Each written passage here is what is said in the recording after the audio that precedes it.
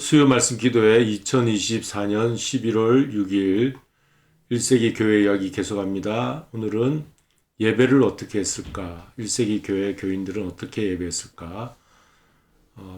유두고가 떨어져 죽었던 3층 건물, 우리 성경에서 이야기 잘 알고 있죠?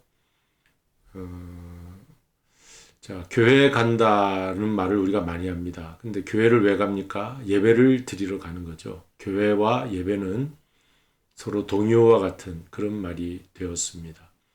예배는 교회 신앙생활의 중심이죠. 교회에서 가장 무엇을 합니까? 하면 제일 먼저 떠오르는 것이 예배 드린다. 그러죠. 교회 간다는 말 예배 드리러 가는 겁니다. 그러니까 교회를 알려면 예배를 알아야 한다. 자, 1세기 교회를 알려면 1세기의 예배를 알아야 된다. 그런데 우리가 지금 예배하면 강대상이 있고 찬양대 있고 회중들이 쭉 있고 목회자가 앞에서 설교하는 그런 모습을 현대 교인들은 떠올리게 됩니다. 하지만 이렇지 않다는 거죠. 초대교회 예배 모습이 어땠을까 궁금하다면 이게 이제 초대교회 예배 모습인데, 유두고라는 청년이 떨어져 죽었다가 다시 살아난 드로아의 3층 건물 분위기를 떠올리는 것이 생생하다. 사도행전 20장에 사도 바울이 이제 드로아에서 복음을 전하는데 거기에 많은 사람들이 모였어요. 근데 저녁 시간에 청년 유두고가 들어와서 그 걸터 앉았다가 3층 위에 걸터 앉았다가 이제 너무 졸려서, 거기는 횃불도 들고 이제 그러다 보니까 산소도 부족하고 여러 사람들이 모여 있고 유두고 청년이 하루 종일 일하고 돌아와서 말씀 듣다가 떨어졌어요. 근데 사도 바울이 내려가서 심장을 보니까 아직도 죽지 않고 살았다. 그래서 이제 바울이 기도해서 유두고가 살아납니다. 그 청년이. 그랬을 때 그 주변에 있던 많은 당시 교인들이 적지 않게 은혜를 받았더라. 그래서 사도행전 20장에 그런 내용이 있습니다. 그러니까 그때의 초대교회 아주 적절하죠. 예배 분위기가 어땠을까? 비좁은 공간이었다. 어떤 이제 사람들이 많이 모일 수 있는 어떤 그 집, 3층 위에 올라갈 수 있을 정도로 그런 어떤 공간이 넉넉한 그런 집이었던 것 같아요. 집에서 예배를 드렸어요. 그런데 모인 사람들은 하루 종일 노동에 시달린 모습이 아니었을까 유추를 하는 겁니다. 그리고 또 고린도 교회의 예배를 살펴보면 믿음이 적은 자나 교회 나온 지 얼마 안 되는 불신자들이 보면 저들이 미쳤다 할 정도로 아주 열정적이고 격렬한 분위기였다. 예배 분위기가 방언을 하고 또 예언을 하고 여기저기서 이제 사람들이 이제 은사가 임하는 대로 방언도 터지고 또 예언도 하고 하는 그런 일들이 고린도전서에 있어요. 그리고 고린도전서 14장을 보면 그런 내용이 나옵니다. 저들이 미쳤다 할까 하니까 질서대로 하라. 그리고 이제 성령의 은사를 잘 조절하면서 하나님은 어지러움의 하나님이 아니요 질서의 하나님이다. 이제 그런 말씀도 있잖아요. 그러니까 처음 교회 예배는 어떤 면에서 아주 열정적이고 격렬한 분위기였을 수도 있다. 마치 기도원에 가서 우리가 뜨겁게 부르짖어 손 들고 기도하고 막 한쪽에서는 또 방언이 터지고 하는 그런 분위기가 아니었을까. 오늘날 예배는 좀 그렇지는 않죠. 하지만 초대교회는 그럴 수 있다 하는 것입니다. 그리고 고린도전서 11장 이런 내용을 보면 그 예배에 대한 어떤 지침이 그렇게 사실은 없었어요. 그래서 또 여성 리더십에 대한 혼선도 있고 또 빈궁한 자를 부자들이 가난하다고 무시하는 그런 교회 안에 들어온 사람들을 잘 대하지 않고 무시하는 그런 일도 있었다 하는 것을 보게 됩니다. 고린도 교회 예배가 어땠는지 좀 더 자세히 살펴보면 이제 초대교회 예배를 복원하는 일은 쉽지는 않다고 해요. 왜냐하면 자료가 부족하기 때문에 그렇습니다. 우리는 성경에 있는 고린도 전서를 통해서 그 당시 예배가 어땠을까 유추할 뿐이죠. 자료는 없습니다. 그러나 그 없는 중에도 그 자료들을 살펴보면 디다케 문서라는 게 있어요. 디다케란 말은 티칭이란 말의 헬라어입니다. 디다케가 티칭, 가르침, 그런 어떤 가르침에 대한 문서가 있었던 것이죠. AD 100년경 나온 문서고, 그다음에 1세기에 그 유명한 교부들이 있는데 그 중에 한 사람이 저스틴이라는 분이에요. 유스티니우스라고도 하고, 이 순교자 저스틴의 글에 보면 155년경 이런 자료들을 통해서 이제 당시 초대교회의 분위기가 어땠는지를 간접적으로 우리가 알 수가 있는 거죠. 그리고 외부 인사의 편지가 있는데 플리니우스라고 하는 총독의 이름입니다. 플리니우스가 비두니아 지방 총독 플리니우스가 황제 트라나이우스에게 편지를 보낸 것이 고문서로 발견이 됐는데, 이 황제는 53년에서 117년까지 로마 통치한 황제라고 합니다.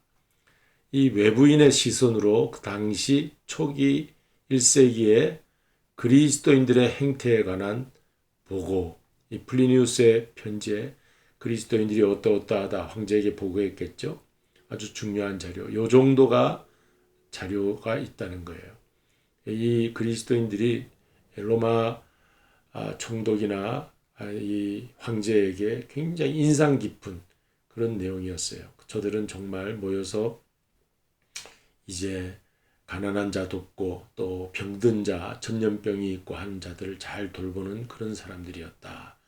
그래서 1세기의 그리스도인들이 당시에도 전염병이 막 돌 때 많이 사람들을 살리는 일에 그리스도인들이 손발 벗고 나섰다고 합니다. 그래서 이번 코로나 팬데믹 때도 우리 교회가 1세기의 그리스도인들을 닮아야 된다, 그런 주장을 하신 분들이 있었어요.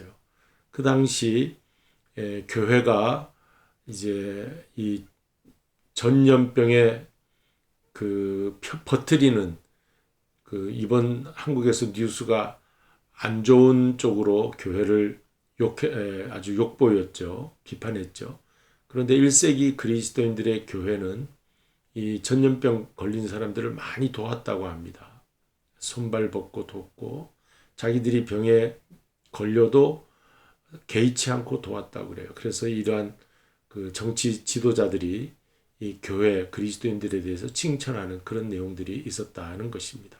어쨌든 이런 내용들이 있고요. 이들 자료들이 대부분 100년 이후의 것이잖아요. 지금 100년 이후 것이잖아요. 그런데 바울이 활동한 40년대, 50년대, 바울은 요 4, 50년대, 60년이 되기 전 요때 활동한 사역자입니다. 그러니까 바울의 서신이 AD 60년 이전에 기록된 것들이에요. 40년, 50년, 60년대 바울 편지가 그렇습니다. 그러니까 교회가 이제 그 초대 교회 모습을 보고 나는데 한계가 있죠. 벌써 이 50년이 지나 이런 문서들이 있는 거니까 그동안 많이 바뀌었겠죠. 조금씩 제도화되어 가고, 이제 제자들의 시대에서 사도들의 시대로 넘어가고 교부들의 시대로 넘어가는 그런 때가 된 것이죠. 이제 교회도 어느 정도 제도적인 교회가 이 100년경에는 되고 있었습니다. 그러니까 초기 40년, 50년 예수님 사후 20년, 30년밖에 안 됐을 때 모습은 굉장히 원시적인 예배 모습이었다 하는 것을 우리가 알 수가 있어요. 그리고 고린도전서는 초기 기독교 예배를 보여주는 가장 중요한 자료다. 그러니까 우리가 1세기 교회 예배는 어떠했을까? 그걸 알려면 고린도전서를 읽으면 되는 것이죠. 그 고린도전서 10장에 보면 예배의 중심이 성찬 중심이었습니다. 그러니까 우리 기독교의 예배는 성찬으로 모여야 되는 것입니다. 성찬이라는 의미는 예수로 죽고 십자가로 죽고 예수 부활로 사는 것을 말합니다. 성찬식을 거행하는 것도 중요하지만 예수의 십자가와 부활의 복음이 전해지는 것, 그것이 성찬 중심의 예배인 것입니다.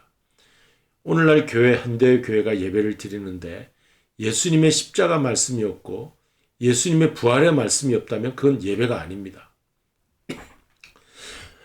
목회자의 설교에는 예수가 들어가야 돼. 목회자의 설교자의 그 설교 내용에는 십자가와 부활의 복음이 들어가야 온전한 캐리그마 설교가 되는 것입니다. 그래서 고린도전서에 바울이 교회에 권면하는데 우리가 그리스도와 하나가 되었으니까 이제 우리도 이 성찬을 나누면서 하나가 되자. 이 말을 굉장히 많이 해요.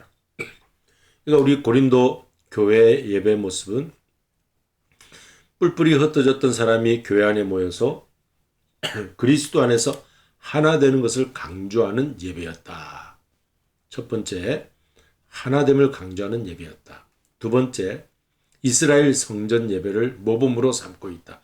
요 고린도서 10장 안에 읽어보면 우리가 이스라엘 그 성전의 예배를 바울이 권면하고 있어요. 그런 모습으로 하나님을 찾는 제사장을 통해서 하나님을 만나는 그런 성전 예배는 제사장이 백성들을 이제 하나님 만나게 해주는 중개 역할을 하잖아요.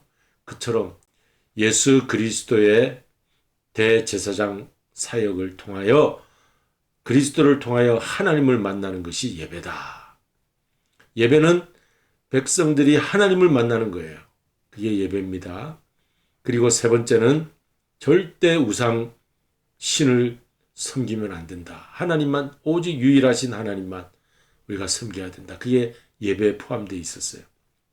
요 세 가지가 그리스도와 하나 되고 하나님을 만나는 것, 그리고 이방신 우상을 향하여 제사 드리는 것 금지하는, 그게 고린도 교회의 예배였습니다. 이방인들이 이방신 제사했지만 자기들이 섬기는 신 제사를 금지하는 초기 교회 이방인들이 지속적으로 들어왔어요. 그만큼 예수 그리스도의 십자가 부활의 복음이 매력이 컸다는 의미입니다. 오늘날도 우리가 예수 그리스도의 복음에 우리는 교회가 전하는 일에 앞장서야 할 것입니다. 여기 가장 중요한 것은요, 초기 기독교 예배의 가장 큰 특징은 희생 제사가 없었다는 거예요. 희생 제사. 요거 오늘 공부에 있어서는 제일 우리가 외워야 할, 알아둬야, 앞으로도 계속 알아둬야 할 초기 교회의 특징은 무엇입니까? 물으면 희생 제사가 없었습니다. 이렇게 대답하면 되는 것입니다. 희생 제사를 드리려면 종교 행사를 해야 돼요. 종교 행사. 그러나 예배는 종교 행사가 아니에요. 자, 계속 보겠습니다. 당시 고린도 시에는 아폴로 신전이 있었습니다. 에베소 시에는 아르테미스 신전이 있었어요. 그러니까 이방 신전도 희생 제사를 드리고 있었어요. 이게 종교적인 예배 행태였습니다. 그러니까 우리가 초기 교회도 예배를 드린다면 이런 제물을 잡고 제사장들이 나와서 희생 제사를 드리는 것이 예배라고 생각할 수 있겠죠. 오늘 우리도 제사를 지냈던 집에서는 그 추석이나 구정 때 상 차려놓고 촛불을 켜놓고 이렇게 가만히 절하면서 말이죠. 조상에게 제사 드린다면 그래야 종교 행위를 해야 무슨 귀신에게 예배 드린 것처럼 그렇게 생각이 들잖아요. 그런 일들이 고대에서는 더 많이 있었을 것입니다. 그러나 초기 기독교 예배는 이런 제사 드리는 일, 희생 제사 드리는 일, 이 구약에서는 있었지만 신약에서는 없었다는 겁니다. 놀라운 일이죠.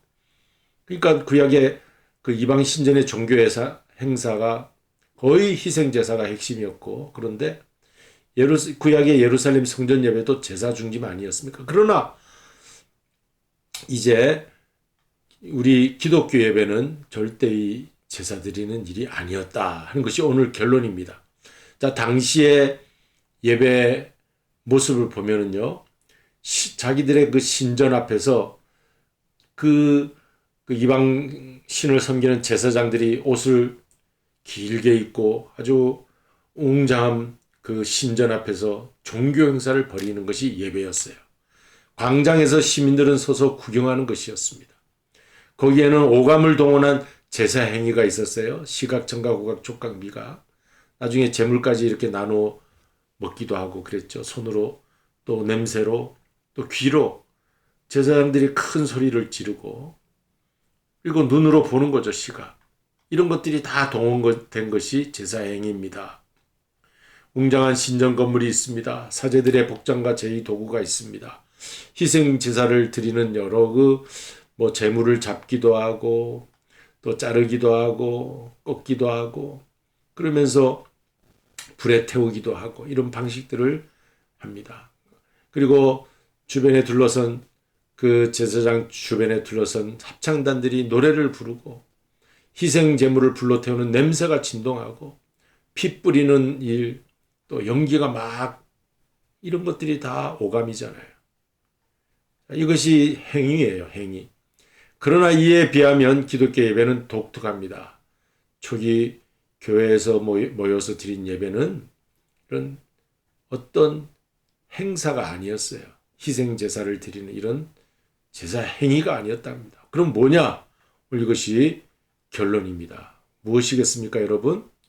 종교 행사가 아니고 십자가와 부활을 내가 체험했다, 보았다, 간증 그것을 얘기하면 그렇습니까 하고 믿고 하는 이 내용만 있었어요. 예수님의 십자가와 부활로 모든 제사 행위가 다 축약되어 있기 때문에 그 안에서 예수님의 십자가 부활의 복음을 서로 나누는, 그것을 전달하고 나누는 것이 기독교 예배의 핵심이다. 이걸 우리가 꼭 오늘 알고 있어야 됩니다. 오늘날 교회 그 예배도 그래서 제사 드리지 않잖아요. 오늘 교회 예배는 오직 복음 선포만 있어요. 캐리그마라고 합니다. 복음 선포. 자, 여기 캐리그마는 십자가와 부활의 복음을 전하는 것을 캐리그마라고 합니다. 사도 바울은요, 교회에 가서 이런 일을 하지 않았어요. 바울도 구약의 그 유대교의 전통을 가진 사람으로 희생제사 다 이걸 아는 사람이에요. 하지만 바울은 초기 교회 개척하여 세우고 나서 가서 예수 그리스도가 우리의 어린 양 제물이시고 그분이 우리를 위해서 다시 사셨다. 십자가와 부활의 복음을 전하는 캐리그마의 사람이었습니다. 오늘 이 복음을 캐리그마라고 합니다. 선포한다라는 뜻이 캐리그마는 선포한다. 기독교 예배는 하나님이 우리를 구원하시는 분으로 예수 그리스도를 이 땅에 보내셨다 선포하고 우리는 아멘하고 믿는 것, 십자가와 부활의 복음을 믿는 것, 이게 예배의 핵심이다. 오늘 다른 건 잊어버려도 이 독특한 예배의 핵심을 잊지 마시고 어떤 행위나 뭔가를 해야 되고 그런 공로 종교가 아니라 은혜 종교, 믿음과 은혜로 우리 하나님을 만나는 것이다 하는 것을 꼭 우리가 아시고 1세기부터 벌써 교회 예배가 그랬어요. 그러니까 20세기까지 오면서 교회 예배는 제사행위로 뒤돌아가서는 안 되고 항상 개혁하여 하나님 앞에 믿음으로 드리는 예배, 은혜로 그 복음을 받고 하나님의 축복 속에 살아가는 구원의 백성이 되시기를 주님의 이름으로 축원합니다.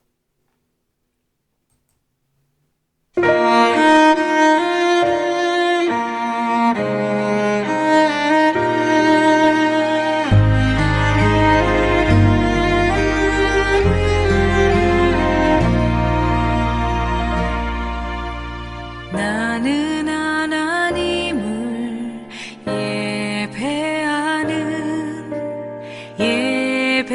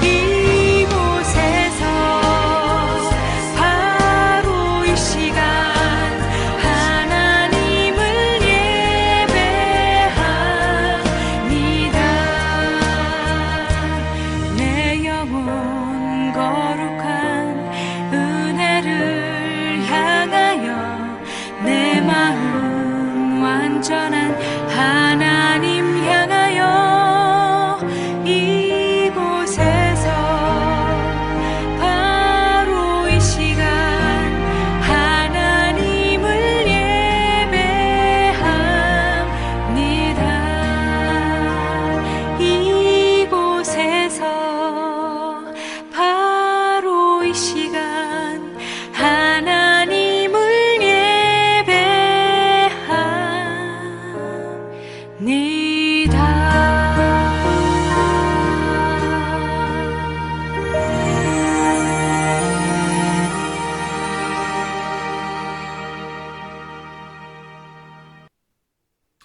네, 우리 주님 가르친 기도로 마치겠습니다. 하늘에 계신 우리 아버지여, 이름이 거룩히 여김을 받으시오며 나라의 임하옵시며 뜻이 하늘에서 이룬 것 같이 땅에서도 이루어지이다. 오늘날 우리에게 일용할 양식을 주옵시고 우리가 우리에게 죄 지은 자를 사하여 준 것 같이 우리 죄를 사하여 주옵시고 우리를 시험에 들게 하지 마옵시며 다만 악에서 구하옵소서. 대개 나라와 권세와 영광이 아버지께 영원히 있사옵나이다. 아멘.